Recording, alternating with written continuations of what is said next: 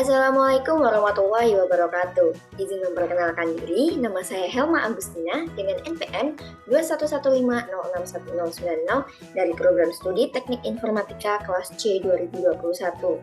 Pada kesempatan kali ini, saya akan menjelaskan mengenai tugas akhir sistem operasi praktikum kedua, algoritma penjadwalan mengenai SJF dan juga round robin. SJF atau Short Job First Scheduling merupakan proses yang memiliki CPU burst paling kecil yang merupakan algoritma penjadwalan optimal dengan rata-rata waktu tunggu minimal, maka ia akan dilayani terlebih dahulu. Pada penjadwalan ini terdapat dua skema. Yang pertama ada non-preemptive, yakni bila CPU diberikan pada proses, maka ia tidak bisa ditunda sampai CPU berselesai. Dan yang kedua ada preemptive, yakni jika proses baru datang dengan panjang CPU burst lebih pendek daripada sisa waktu proses yang saat itu sedang dieksekusi, maka proses ini akan ditunda dan diganti dengan proses baru. Skema ini disebut dengan short remaining time first. Lalu yang selanjutnya adalah round robin scheduling, merupakan konsep dasar dari algoritma ini, yakni dengan menggunakan tipe sharing. Yang pada dasarnya, algoritma ini sama dengan FCFS atau first come first serving. Hanya saja ia bersifat primitive. Jadi, setiap proses mendapatkan waktu CPU yang disebut dengan waktu kuantum atau quantum time untuk membatasi waktu proses. Biasanya waktu proses ini ada 1-100 milidetik. Setelah waktu habis, proses ditunda dan ditambahkan pada ready QU. Algoritma round robin ini di satu sisi memiliki keuntungan, yakni adanya keseragaman waktu. Namun, ia akan terlalu sering melakukan switching karena semakin kecil quantum time-nya, maka switching yang terjadi akan semakin besar. Baik, itu saja materi yang dapat saya sampaikan. Selanjutnya kita akan beralih pada percobaannya.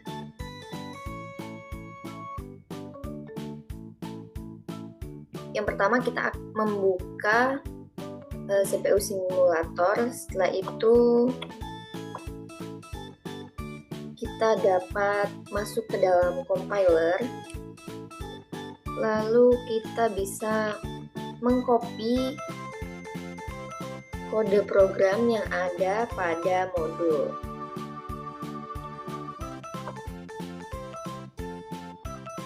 Kita copy. Selanjutnya kita ganti ya, for n 0 sampai dengan 5.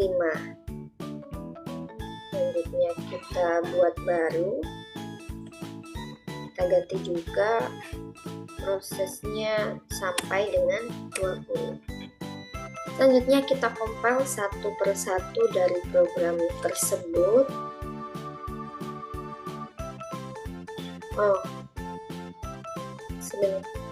Nah,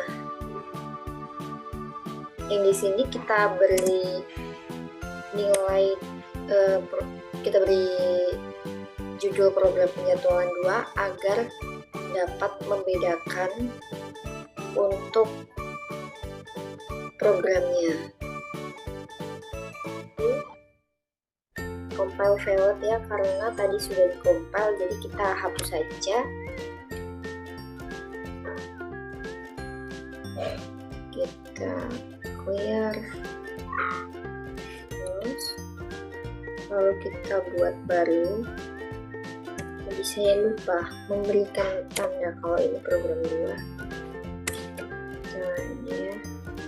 Setelah itu kita compile. Nah, kita compile juga yang ini. Setelah itu kita masukkan ke dalam memori.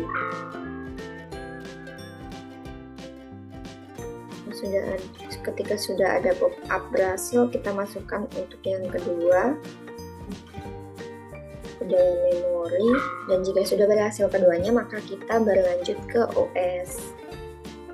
Pada OS ini, yang pertama kita cepatkan speednya, lalu kita ganti ke sorted job first karena kita menggunakan sorted job first. Setelah itu kita masukkan prosesnya satu persatu dikarenakan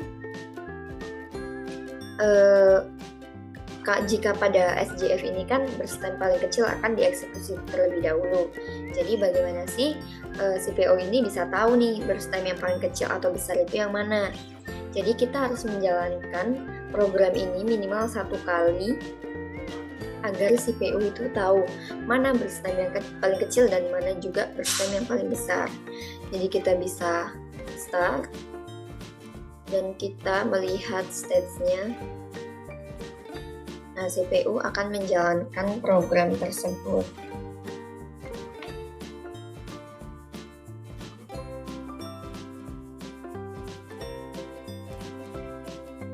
Jadi kita tunggu program yang ketiga.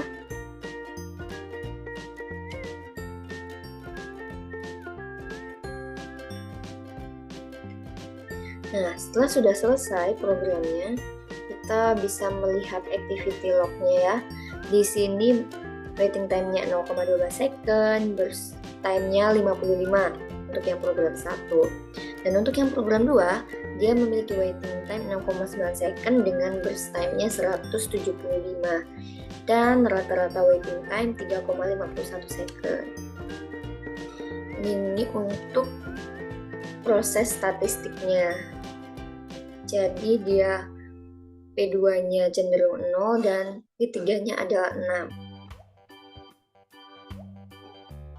Oke, selanjutnya kita akan memasukkan untuk penjadwalan selanjutnya. Jadi kita masukkan,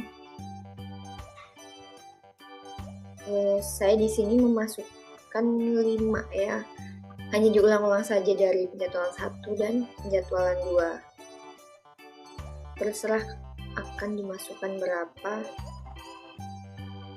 Nah, lalu kita bisa langsung start. Nah, dan kita lihat di sini untuk perulangannya.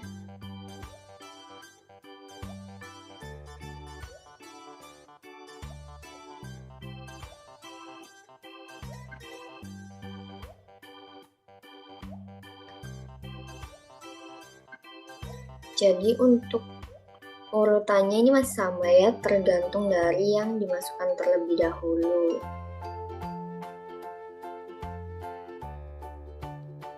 Sudah sampai pada P6.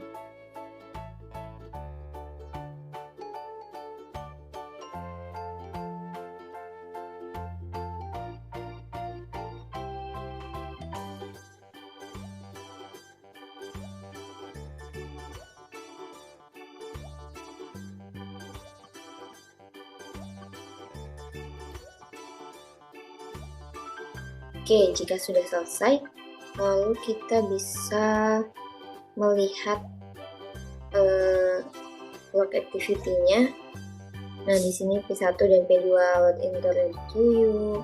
Ini ada masuknya ya. Udah load nih, ready. Terus untuk schedulernya, pada P1 di sini ada move to ready running. Normally dia burst time-nya 55, karena sama ya seperti sebelumnya. Yang P2 juga 175, P3-nya sama 55, P4-nya juga sama 175, dan yang terakhir juga sama 55. Nah, jadi pada percobaan sorted job first ini,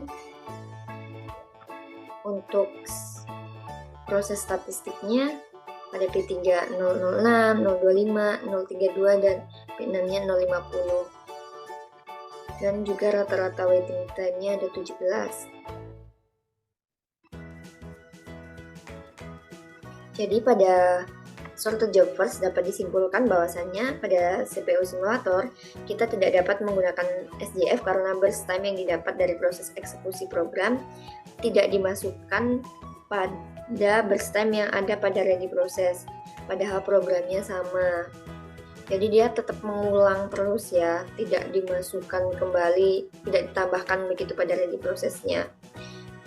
Jadi jika dimasukkan itu, proses selanjutnya akan mengikuti burst time yang paling kecil terlebih dahulu sesuai dengan konsep algoritma penjadwalan SJF.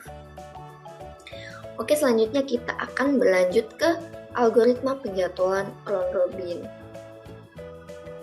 Nah, pada algoritma ini kita bisa menyeting sendiri untuk waktunya.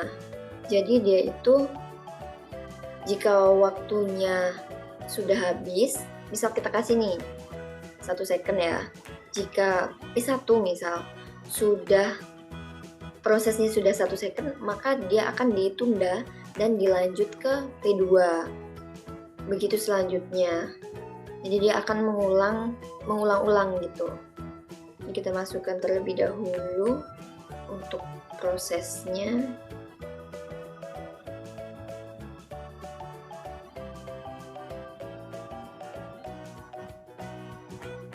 Saya di sini masukkan 4 proses dan kita start. Lalu kita lihat ya untuk proses state-nya. Nah, bisa kita lihat di sini ada proses yang berbeda yang berada di sini, dikarenakan dia seperti tadi, jika sudah 1 detik dia di skip lalu ganti ke proses selanjutnya dan proses itu ditunda, lanjut lagi seperti itu, mengulang terus seperti itu sampai proses selesai dalam waktu 1 detik. Baiklah, kita tunggu sampai proses ini selesai.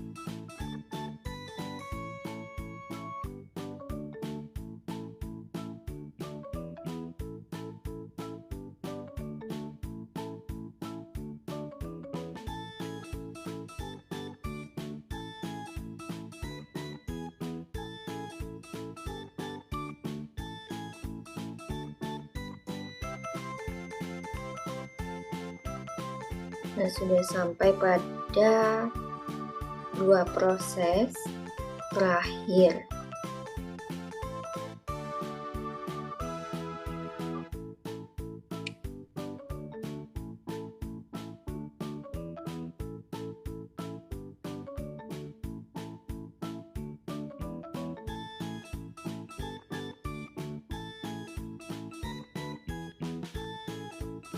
Baiklah, masih kita tunggu.